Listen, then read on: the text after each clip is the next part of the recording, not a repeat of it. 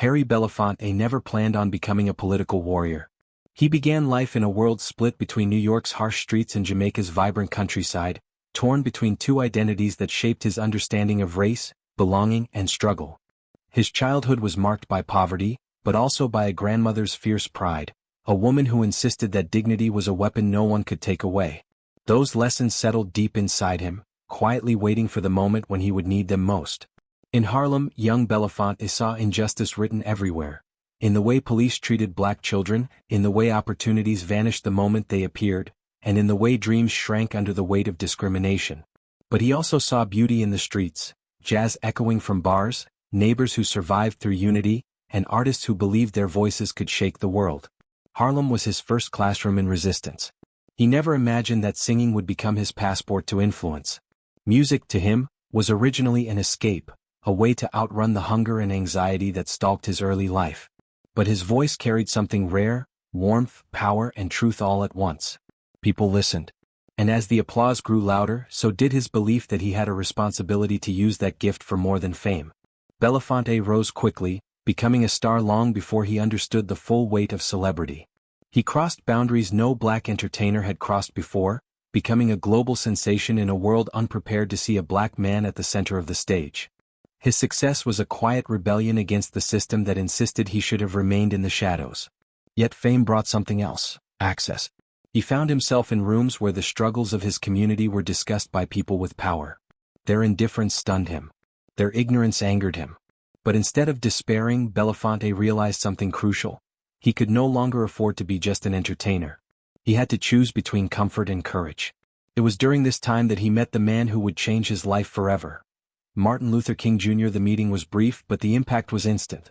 King saw a fire in Belafonte, a willingness to challenge fear. And Belafonte saw in King something even more profound: a leader worth following even into danger. Belafonte's life began shifting toward activism before he fully recognized it. Speaking out felt natural. Funding civil rights leaders felt necessary. But stepping into the heart of the movement, risking career, safety, and everything he had built? That would require a leap he wasn't sure he could make. Yet history has a way of calling people who least expect it. And for Harry Belafonte, the call was just beginning. Belafonte's rise to stardom was meteoric. His voice filled concert halls, his albums broke records, and his charisma made him a household name. Women fainted at his shows. Men envied him. Critics praised him. Hollywood studios pursued him eagerly. But behind the glitz, Belafonte remained deeply aware of the fragile ground beneath his feet. One wrong move, one political misstep, and the entire industry could turn against him. He understood that fame created a platform. But he also understood the danger of using that platform in a country where black voices were silenced when they became too bold. Still, Belafonte refused to let silence define him. He began using interviews to speak about injustice. At first he chose his words carefully. But the more he witnessed, the more direct he became. Hollywood executives warned him to stay out of politics. They feared backlash. They feared the loss of ticket sales. Some feared the loss of their own careers if they were associated with him. But Belafonte had already seen enough inequality in his youth to recognize that silence was simply another form of complicity. He refused roles that insulted his dignity or demeaned black people, even when turning them down meant losing income. He clashed with producers who wanted him to smile more and speak less. He challenged studio heads who expected gratitude instead of equality. Slowly he built a reputation not just as an entertainer, but as a man who would not bend. Belafonte's activism moved from symbolic gestures to direct action. He funded voter registration drives. He supported grassroots organizers quietly, slipping them envelopes of cash when no one was watching. He built networks that connected artists, activists, and intellectuals from around the world. But speaking out came with consequences. Government agencies began to take notice. FBI files on him grew thick, filled with paranoia and fabricated accusations. He was labeled dangerous, subversive, untrustworthy. Concert bookings disappeared without explanation. Sponsors backed out. Hollywood backed away. Belafonte had reached a crossroads. He could step back into the comfort of entertainment, or he could pursue justice with full commitment. For him, the choice was growing clearer by the day. Fame was not the destination. It was the weapon. And he intended to use it. Harry Belafonte and Martin Luther King Jr. formed a bond that went beyond friendship. It was a brotherhood built on trust, shared dreams, and the weight of a struggle they both knew could cost them their lives. When King first visited Belafonte's New York apartment, the two men talked late into the night about the fight for equality.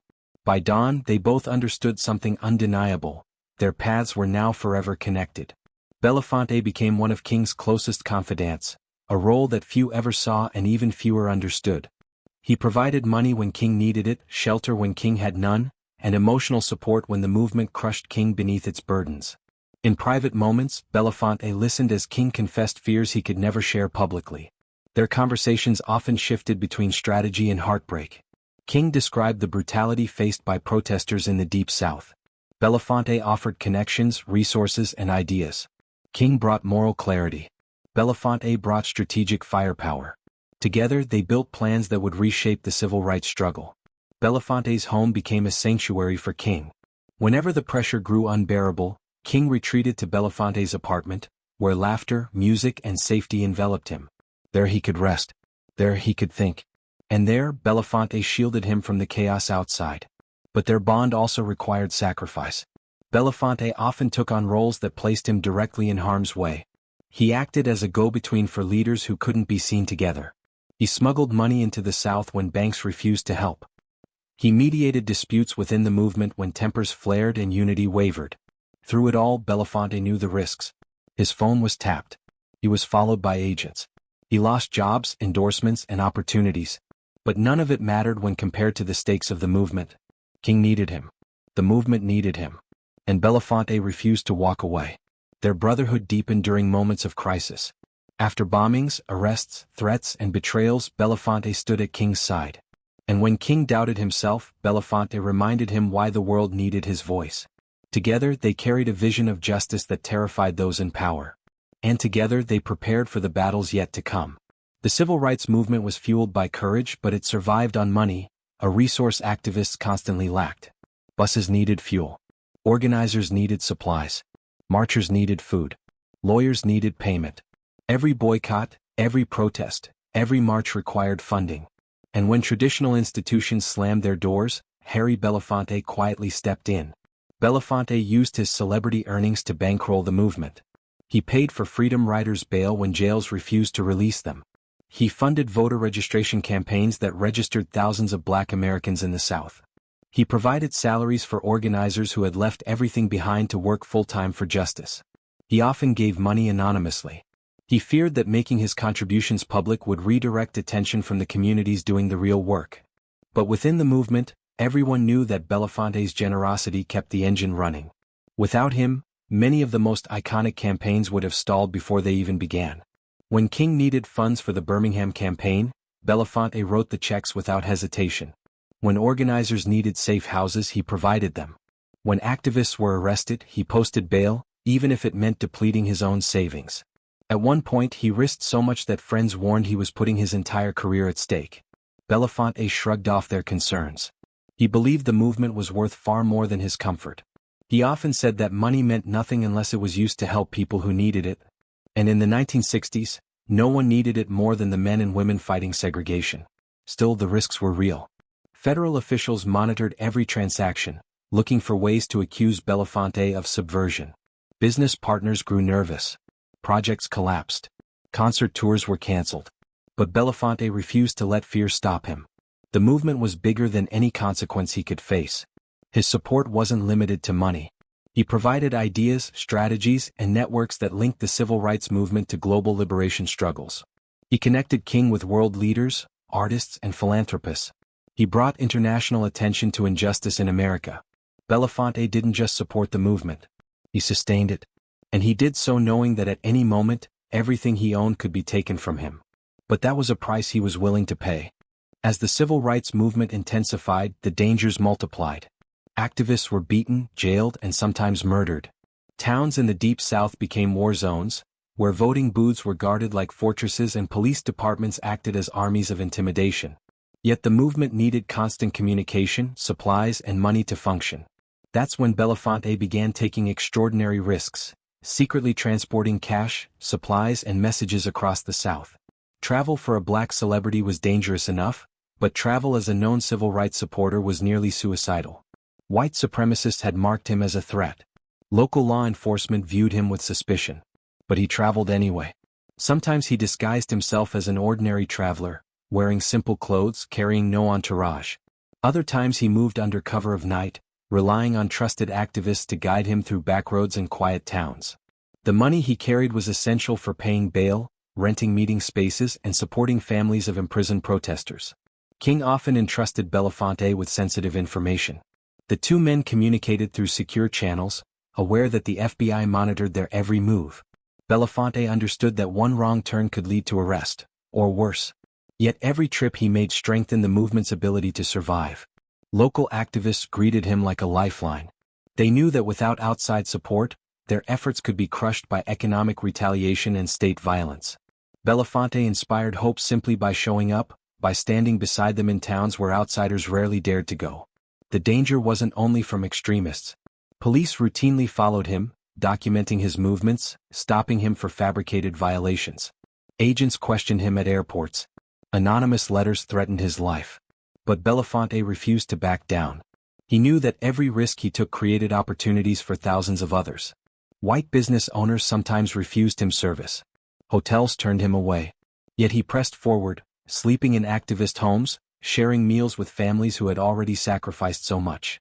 He built bonds with ordinary people who saw him not as a celebrity, but as a comrade in the struggle.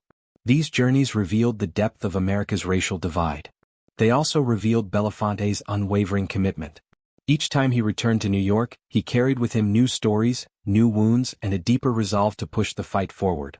And he knew that the most dangerous battles were still ahead. Harry Belafonte knew the dangers of traveling through the Deep South, but nothing prepared him for the night in Greenwood, Mississippi, when he and Sidney Poitier were nearly killed. They had come to deliver funds to the beleaguered activists of the Student Nonviolent Coordinating Committee, whose work had drawn violent retaliation. The organizers desperately needed support, and Belafonte refused to let fear dictate his decisions. As night fell, tensions rose. Local racists had learned of their arrival. Angry white men gathered, some armed, some simply eager for violence. They blocked roads, surrounded cars, and stalked the shadows. The air felt thick with threat, as if the darkness itself knew what could happen next. Belafonte and Poitier sensed they were being hunted, yet they pressed forward. The moment they reached their destination, chaos erupted. Trucks circled the house where activists had gathered. Men shouted slurs and threats, some firing shots into the air. Belafonte and Poitier were trapped in a house with no police protection. The very police who should have defended them were among those fueling the hostility. The activists inside formed a human shield, unwilling to let their supporters fall to mob violence. Inside, Belafonte felt a rare fear, a fear not for his career or reputation but for his life. He had faced hostility before, but this was different. This was raw, unfiltered hatred aimed directly at him. Yet even in the midst of the terror, he stayed calm. The activists looked to him for strength, and he would not let them see his fear. Eventually, a risky escape plan was formed. Under the cover of darkness, activists drove them at high speed through backroads, dodging cars that attempted to force them off the road. Some vehicles gave chase, trying to block them in. It felt less like fleeing a town and more like escaping a battlefield. Their tires screeched through the night as the engines roared toward safety. When they finally crossed into safer territory, Belafonte exhaled deeply, not from relief alone, but from the realization that he was willing to risk everything for this movement. Even death could not deter him. The activists who surrounded him that night thanked him with tears in their eyes, knowing how rare such courage was. The incident shook him, but it also steeled his resolve. If he was willing to die for justice, then surely he must be willing to give everything else. Greenwood became a turning point. He was no longer an artist who supported a movement. He was now one of its warriors. And warriors did not run. Belafonte's activism did not end in the streets. It reached the highest levels of American power. Presidents sought his influence because he spoke for millions.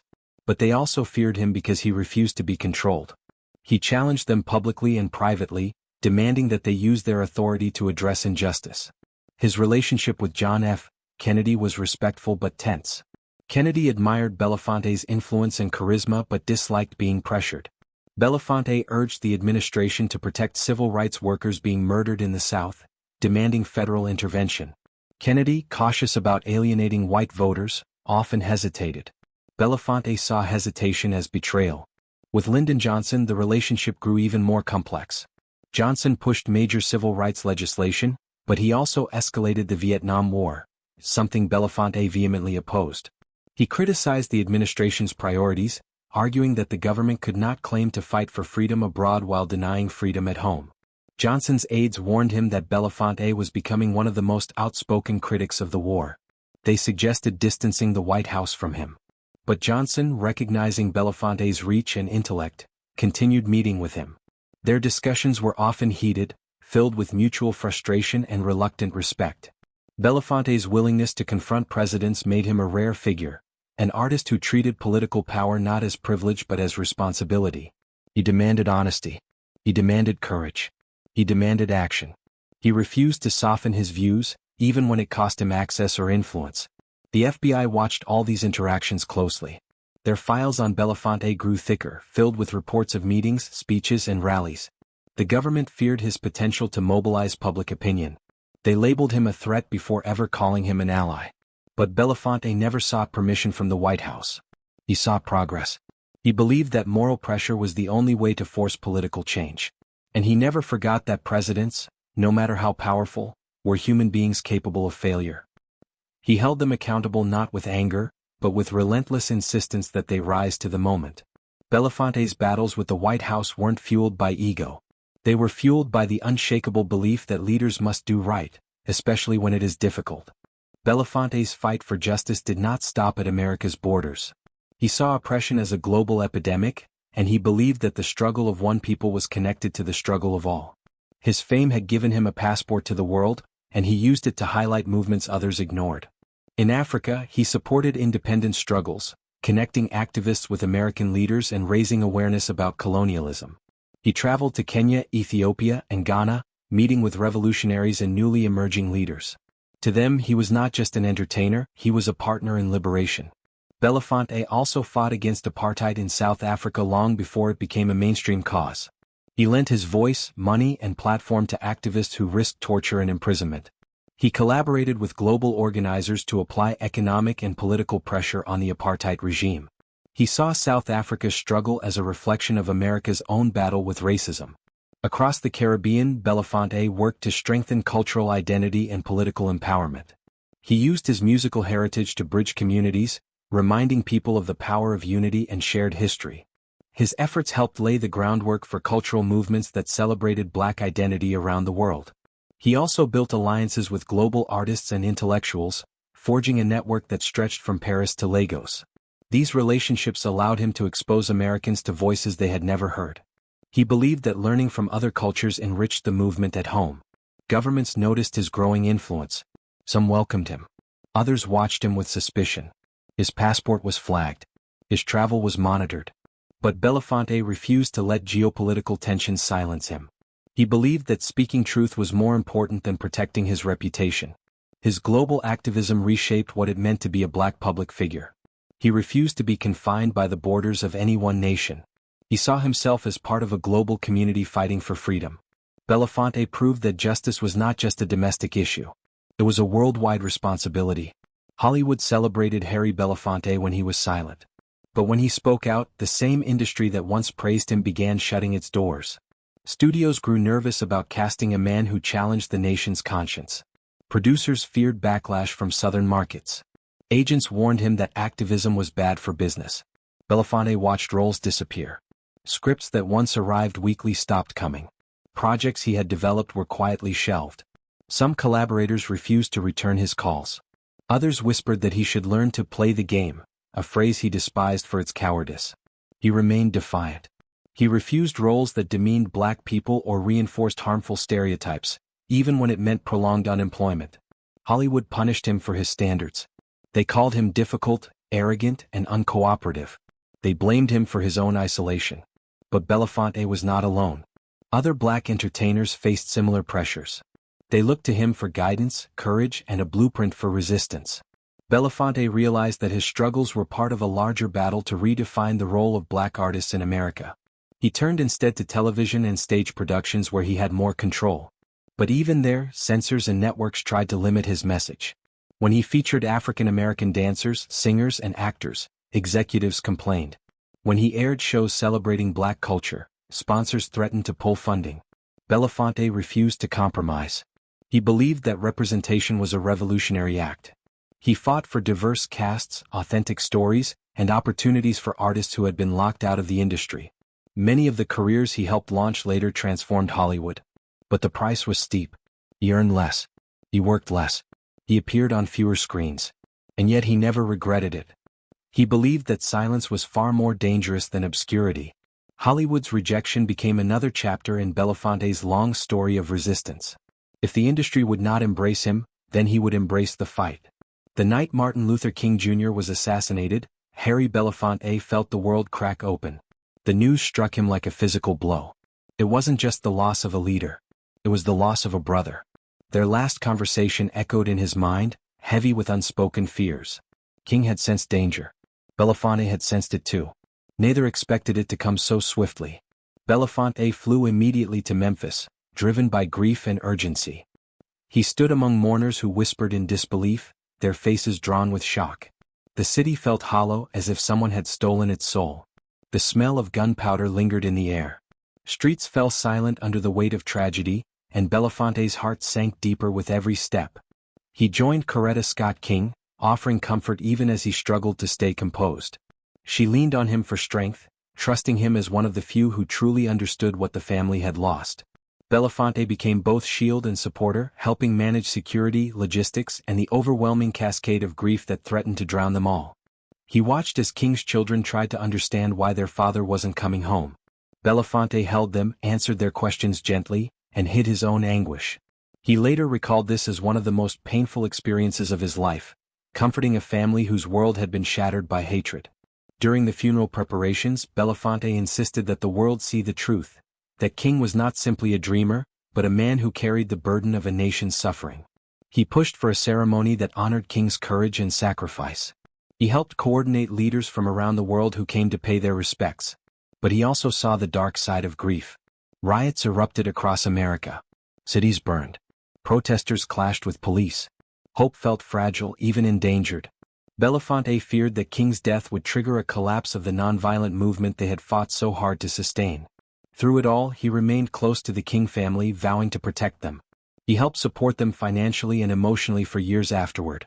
For Belafonte, loyalty did not end with death. It was a lifelong promise. King's assassination left a scar that never healed. It reshaped Belafonte's view of America. It hardened him, strengthened him, and gave him a new mission: to continue the fight his brother could no longer wage. As the decades passed, Harry Belafonte became a living bridge between eras. He had marched with King, debated presidents, challenged dictators, and mentored younger activists. His memories were a living archive of the civil rights movement. His wisdom became sought after by leaders around the world. Even in his later years, his fire never dimmed. He criticized political leaders who failed to address systemic injustice. He called out celebrities who prioritized fame over responsibility. He pushed for policies that supported the poor, the marginalized, and the forgotten. His voice grew rougher with age, but it never softened. Belafonte met with Black Lives Matter activists, seeing in them the same courage and urgency that had defined the movement of his youth.